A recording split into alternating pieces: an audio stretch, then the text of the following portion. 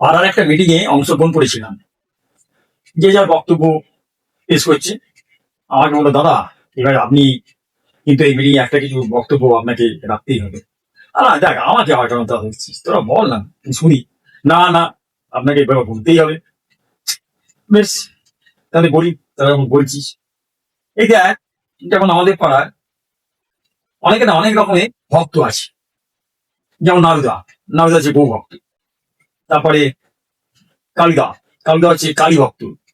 তারপরে হরিদা, হরিদা হচ্ছে শিব ভক্ত। আবার ন্যাড়াদা আবার পরোটা ভক্ত। হ্যাঁ, পরোটা ভক্ত?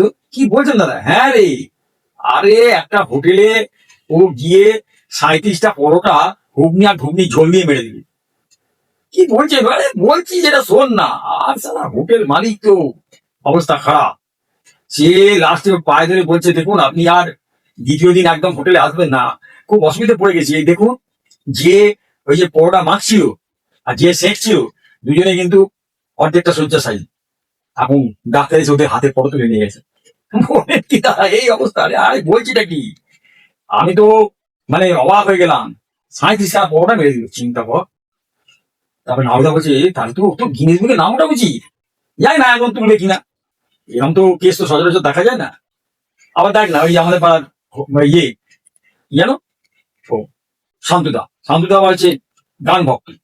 ও নিজের মনে যে কি গান গায় আমি তো নিজেই জানি না। কখনো ঠুমরি গাইছি, কখনো বাউল গাইছি, কখনো কীর্তন গাইছি, কখনো শ্যামা সঙ্গীত গাইছি। একদিন সকালবেলা বোধহয় কি একটা গান গাইছিল, গানের স্কেলটা বোধহয় একটু চড়া হয়েছিল। ব্যাস, পাড়ার লোকেরা এসে বলছে, এই হলু গান বন্ধ কর, বুঝলি, এমন গান কেমন, তোমার গান বাবার নাম হয়ে বসছে। ও শুনতে বলছে, দেখো আমি বাবার নাম কিন্তু অনেক আগেই ভুলে গেছি। ঠিকই, বাবার নাম ভুলে গেছি, ভুলবো না। আমার বাবাকে দেখলাম 4বার প্যান কার্ড, 4বার ভোটার কার্ড, 4বার আধার কার্ড চেঞ্জ করে দিয়েছে। একদিন সরাসরি বাবাকে গিয়ে জিজ্ঞেস করলাম, তোমার বাবা, তোমার এই অরিজিনাল নামটা কি, বলবে? বলছে, দেখ, যেদিন সত্যিকারের অরিজিনাল নামটা জানতে পারবি, আমার গলা দিকে একটা রকেট ছুঁয়েছি, তাতেই প্রমাণ পেয়ে যাবেন। বলছে, বাবা তাহলে আমি যাই, এবার গান গাই। হ্যাঁ, তুমি বাদ বাকি গানটা গিয়ে আমায় উদ্ধার কর, যাও।